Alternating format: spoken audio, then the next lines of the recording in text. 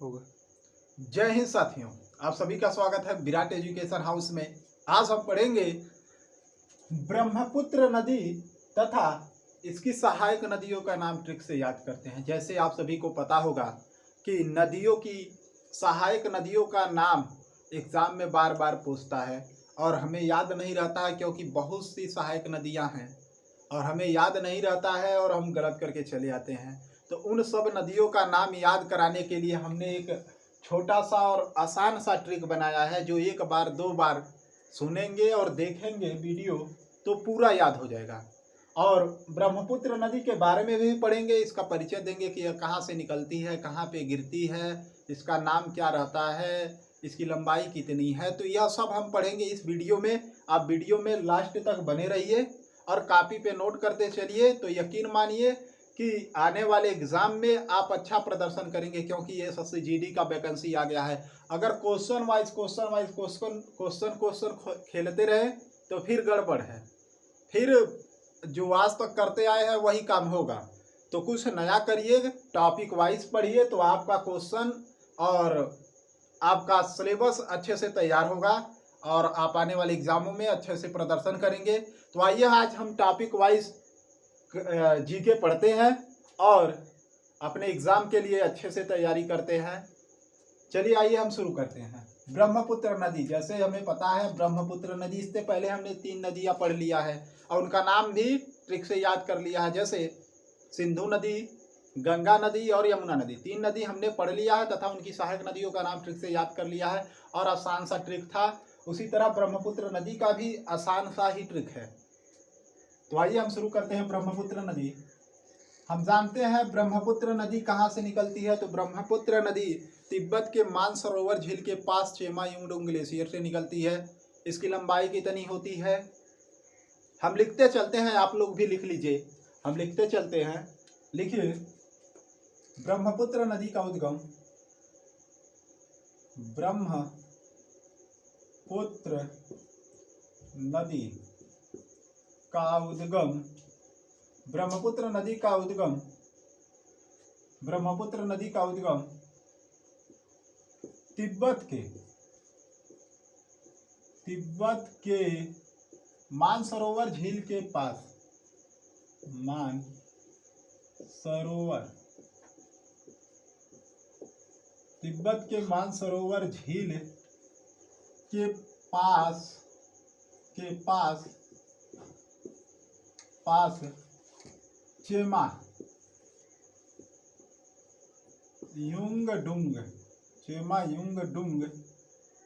Chemayungdung glacier से होता है,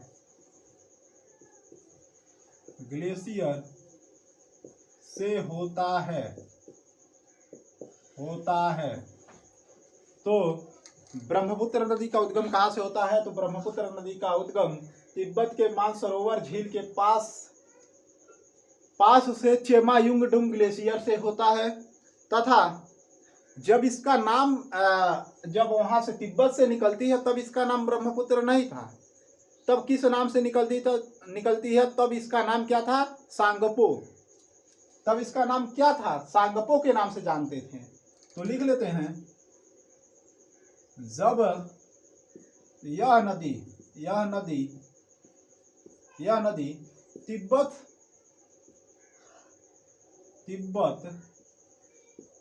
जब यह नदी तिब्बत से निकलती है या तिब्बत में बहती है, या कह सकते हैं, या तिब्बत निकलती है या बहती है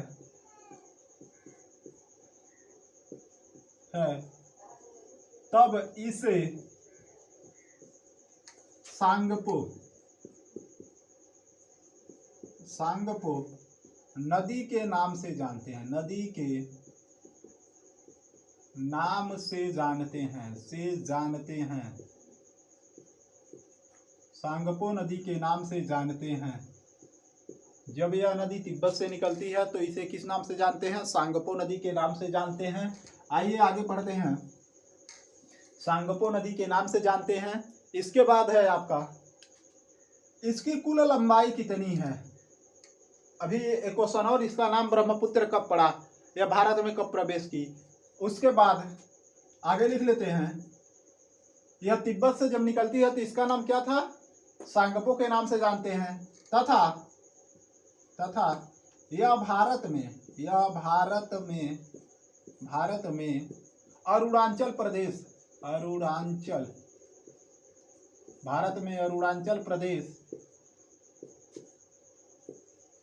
प्रदेश में दिहांग गार्ज को काट कर प्रवेश करती है।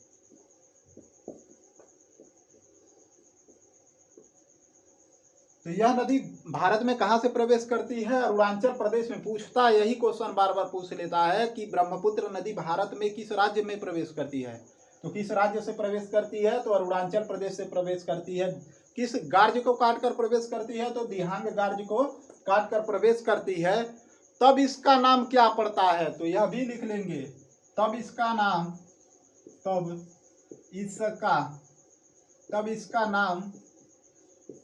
दिहांग नदी पड़ता है। क्या पड़ता है, दिहांग नदी।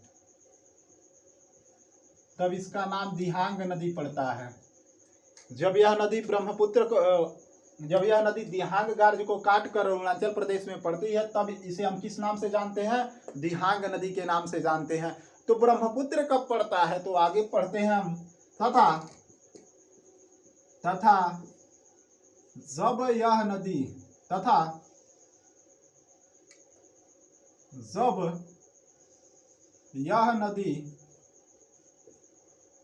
असम राज्य में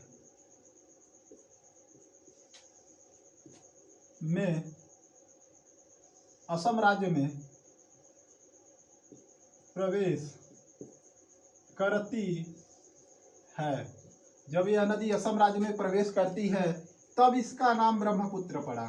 तब इसका नाम ब्रह्मपुत्र पड़ा।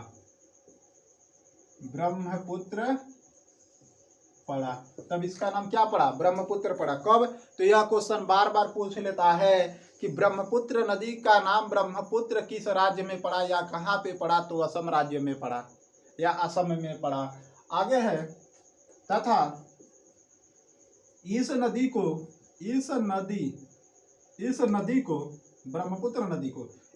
को बांग्लादेश में जमुना के नाम से जानते हैं। लिख लेंगे, इस नदी को बांग्लादेश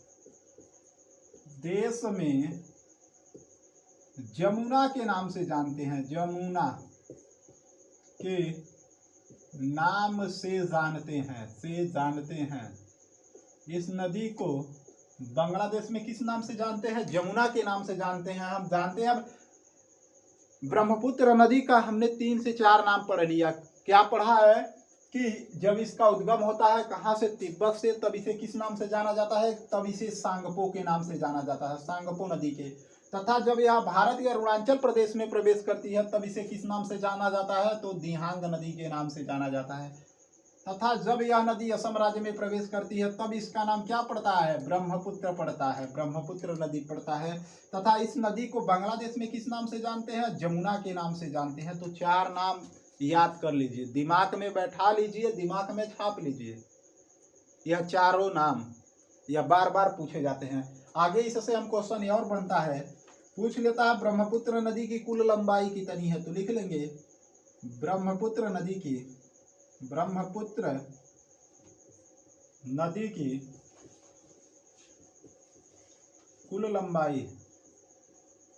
कुल लंबाई 2900 किलोमीटर है। कितना है, 2900 किलोमीटर है। तो ब्रह्मपुत्र नदी की कुल लंबाई कितना है, 2900 किलोमीटर या 2900 किलोमीटर है। आगे एक क्वेश्चन और बनता है ब्रह्मपुत्र नदी से मोस्ट इम्पॉर्टेंट, उसे भी हम लिख लेते हैं। उसके बाद इसकी सहायक नदियों का नाम लिखेंगे, जो इस टॉपिक का मेन पॉइंट है। आइए और लिख लेते हैं, मिटाकर आप लोग नोट कर लीजिए पूरा। हम मिटा रहे हैं, वीडियो को रोक कर नोट कर लीजिएगा, नहीं तो फिर बाद में इतने पॉइंट आप लिख नहीं पाएंगे, कहीं खोज नहीं पाएंगे, कहीं पढ़ेंगे तो ब्रह्मपुत्र को सांगपो कहते हैं, कहीं बांग्लादेश में जमुना कहते हैं, इससे ज़्यादा नहीं पढ़ पाएंगे। तो ऐसे टॉपिक वाइज नोट करते चलिए तो यकीन मानिए एग्जाम में अच्छा प्रदर्शन करेंगे। आइए और जो क्वेश्चन बनते हैं इसे लिख लेते हैं। हम जानते हैं कि असम राज्य के जोरहट जिले में ब्रह्मपुत्र नदी पर विश्व का सबसे बड़ा नदी द्वीप है, जिसका नाम क्या है? माजुली नदी द्वीप। तो यह क्वेश्चन बार बार पूछ लेता है कि माजुली नदी द्वीप किस नदी पर है? तो ब्रह्मपुत्र नदी पर है। तो इसे भी नोट कर लेते हैं। आइए लिख लेंगे, ब्रह्मपुत्र नदी पर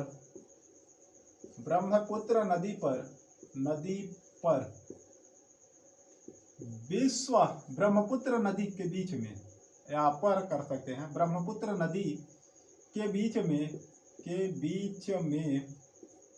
ब्रह्मपुत्र नदी के बीच में विश्व का सबसे बड़ा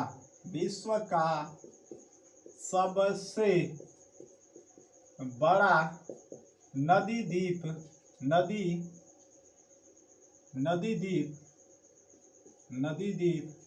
माजुली नदी द्वीप है। कौन सा? माजुली नदी द्वीप है, जो असम राज्य के जोरहट जिले में स्थित है। असम राज्य के कहाँ स्थित है? जोरहट जिले में स्थित है।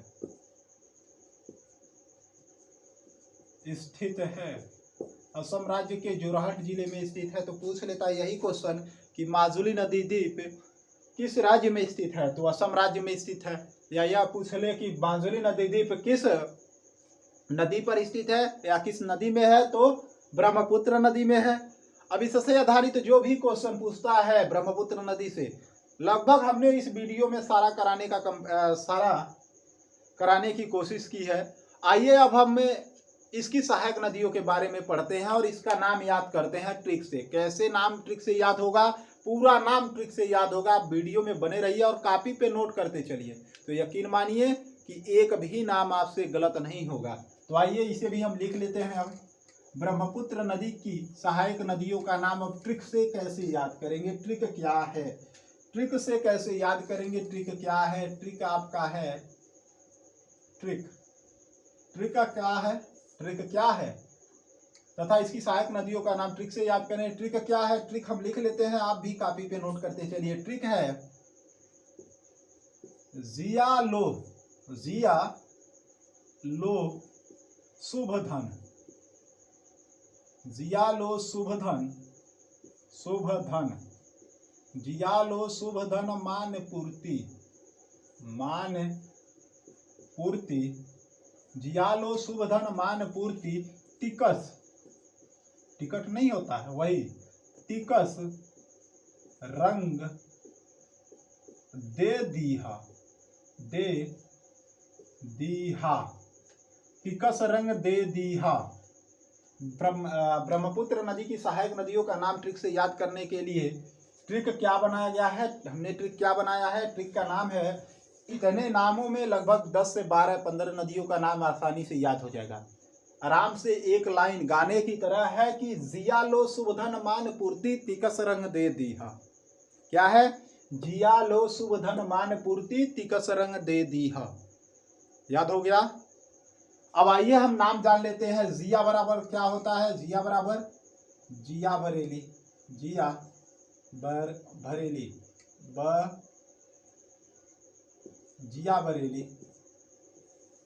जिया बराबर जिया बरेली। लो बराबर लोहित। सु बराबर शुभनाश्री।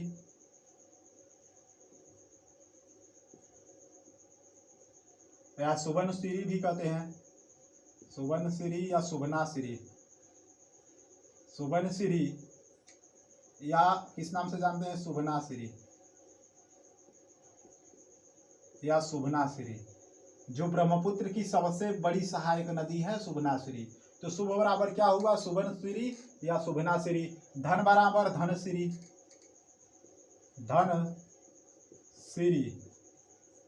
धनश्री, धन बराबर धनश्री। मान बराबर क्या हो गया आपका, मान बराबर मानस, मान बराबर क्या हुआ, मानस नदी। पू बराबर क्या हो गया, पुथी मारी, पुथी मारी नदी। पू बराबर पुथी मारी, पुथी मारी, पुथी मारी नदी। ती बराबर क्या हो गया, तिपकई नदी, तिपकई नदी। एक ती बराबर क्या हो गया, तिकस वाला तीस्ता नदी, तीस्ता नदी। क बराबर क्या हो गया, क बराबर आपका हो गया कपिली नदी, कपिली नदी। स बराबर क्या हो गया आपका, स बराबर हो गया कपिली नदी, संकोच नदी, संकोच नदी। रंग बराबर क्या हो गया, रंगमा नदी, रंगवा या रंगमा नदी।